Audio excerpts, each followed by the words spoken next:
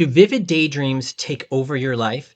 If you have BPD or even BPD traits, this might sound familiar. Well, in this video, we're going to talk about maladaptive daydreaming.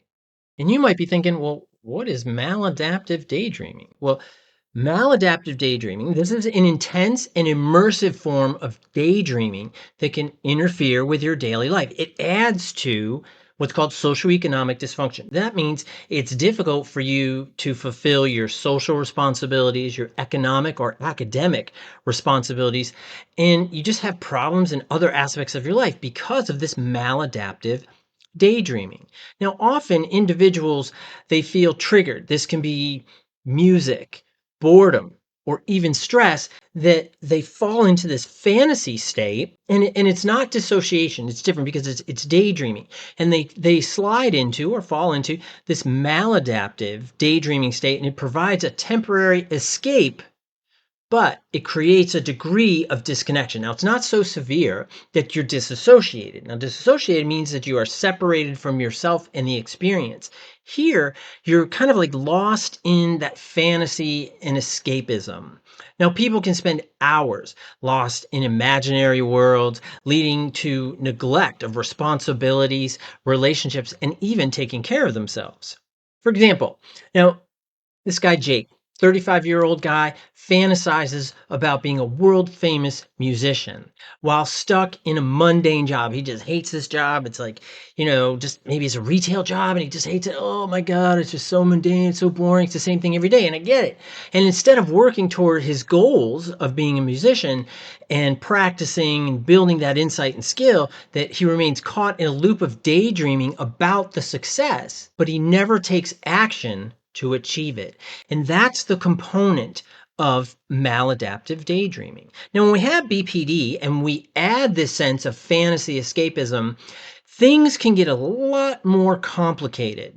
Now, we know, and if you see my other videos, that BPD can be characterized simply as, and this is an oversimplification, but stick with me, that it's emotional instability where you have identity struggles and fear of abandonment, and this can impact all types of relationships, not just with others, but also with yourself and how you see yourself, creating that unstable self-image. You can have fantasies about self-harm, about consequences of self-harm, things of that nature. So that's the component of BPD. But many people with BPD use a fantasy as a coping mechanism and creating this idealized relationship or a version of themselves where they feel valued, loved, and safe. Now, what can happen here is, and I have a video on limerence and favorite person, and here, and I'll put the link at the end of this video to that limerence and favorite person video, but is that can absolutely add to perhaps a reluctance to engage with that favorite person, or even that person that you have this immense crush on. And this fantasy really impedes your progress of going forward. While the fantasies can feel comforting, they can reinforce avoidance and real life challenges and even deepen the sense of isolation, which and if you've seen my other videos, you know that BPD loves to keep you isolated. When you have healthy others in your interpersonal circle, those people help you grow out of and create the higher probability of connection with others that can help you feel heard, understood, and supported. So your BPD and family in the head, that's that chorus in your brain. It tells you all these things. You can have good family in the head, bad family in the head. BPD and those with BPD traits, typically their family in the head is pretty malicious, pretty conniving, and undercutting. Now, let's look at Sophia. She's 40 years old. She retreats into this imaginary relationship with a perfect, understanding partner whenever she feels abandoned or hurt. Well, over time, and she struggles to form or maintain real life relationships because she's hanging on to this idealized other, this fantasy based others. And as she interacts with different people, no one can live up to that fantasy. So we see that she splits, right? And that's that black and white thinking. It's an all or nothing type of thinking. And because Sophia's hanging on to this fantasies, daydreaming about this perfect partner, this favorite person, that when she meets other people, she isn't very forgiving or understanding of other people's peccadillos. Peccadillo is a little something unique or strange about someone else. We all got it one way or another. You got it. I got it. Everybody's got it. But what happens in this example, and maybe you can relate to Sophia, that because she holds this fantasy-based favorite person, that anybody who doesn't meet that exact template, she discards them right away. But her BPD likes that because it adds to that sense of isolation. So then she feels more alone, and which makes BPD more powerful because she feels abandoned, she feels rejected and empty because no one else is meeting this internalized fantasy-based maladaptive daydreaming, which is where she plays it out, favorite person or other. And it's really complicated. And just if you feel like this clicks for you, well, you got to break the cycle. In breaking the cycle, we have to talk about practical strategies. Now, strategies for maladaptive daydreaming. First one, and one of the best ones, is journaling.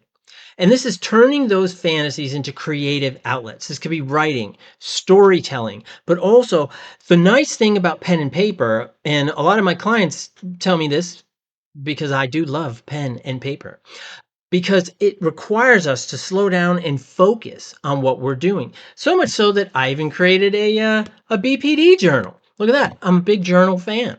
But in doing this, what it does is it helps you refocus, can take you out of that daydreaming, and you can turn those fantasies into creative outlets, writing, storytelling, whatever it is. But getting it out, and it adds a sense of realism.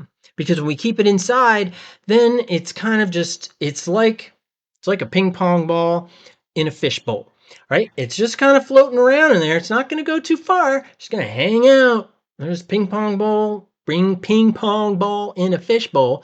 Say that 10 times fast. But it just ends up getting stuck in there. It doesn't go anywhere. See, when we get it out, you take out the ping pong ball, better for the fish, but you take the ping pong ball out, well, it's got all kinds of options as to what it can do and where it can go. And that's the power of bringing it out. Also, setting time limits. Now, you can set a timer for daydreaming and gradually reduce the duration in which you do it. I think that's great. Don't just, you don't have to go cold turkey and just, nope, not going to daydream anymore. That could be too harsh, particularly if this is something that you've relied on, even though it may become maladaptive. But if it's something that you've relied on for a while, for a coping strategy, and then if you just cut it off without replacing it with something like journaling, mindfulness techniques, whatever it may be, that then you're left with nothing. And we don't want to be left with nothing, because if you're left with nothing, the world will put something in there, and it's usually not to your betterment.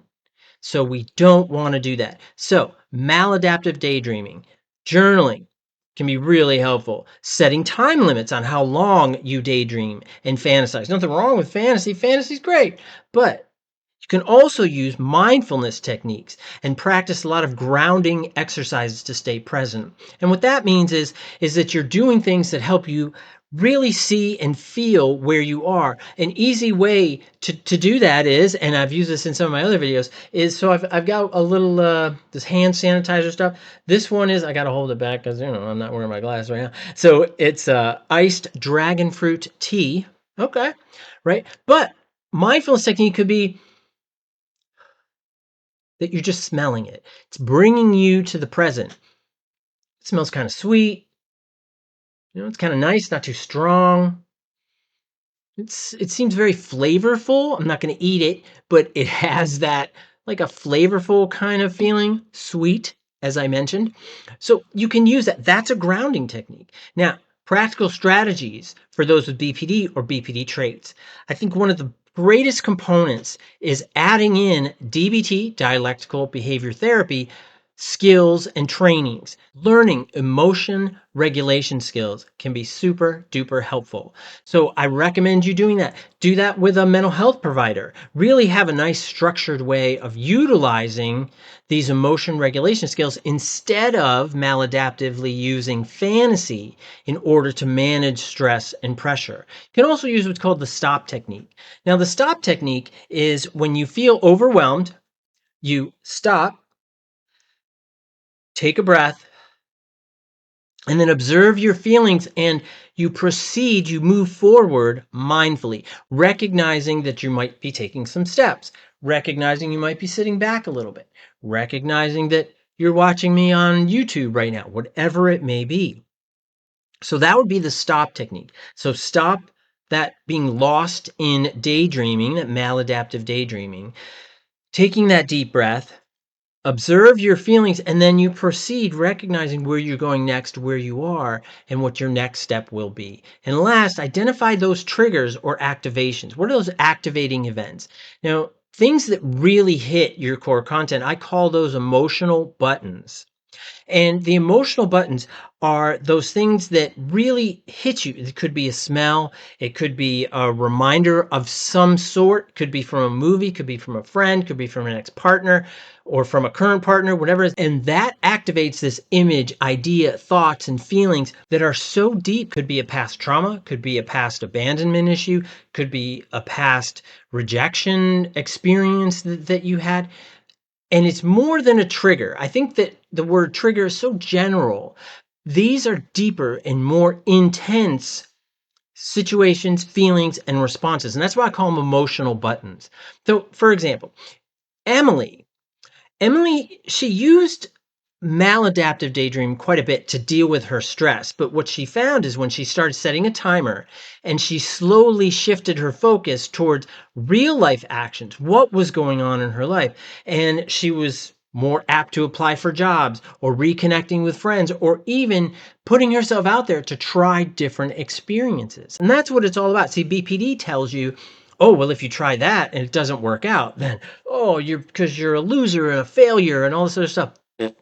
I don't want you to believe that, because that isn't true. What we do is we learn from our experiences. If they're successful, cool. If they're not, that's fine. We learn and pivot. That's the important part. Because the one thing I know about working with individuals with BPD over the last 20 plus years is that they are strong, they are determined, and they're really good pivoters. So if you try something and it doesn't work out, that's fine. Learn from it and go forward. And what I want you to take away from this is escaping into fantasy. Sometimes it can feel safe, but real healing and growing outside, out from your BPD, this comes from facing that reality. And I understand that this may be something you're struggling with. You could talk to a mental health provider. You could try some of the strategies that I listed here. And if you try them, please leave a comment in there. And a lot of people read those comments. They really do. And it's really beneficial to them. So please do that. I'm trying to create this great place where people can go that have personality disorder issues or mental health concerns, and it can be a positive environment for each other. And I think that's so important. And understand that this is the first step, and every small step can help you reclaim the reality in your life. And when we embrace that reality, we determine where it goes, not BPD, and not getting lost in maladaptive daydreaming. So hope you found this helpful, and check out my other videos, and I'll see you next time. Thanks a lot. Bye bye.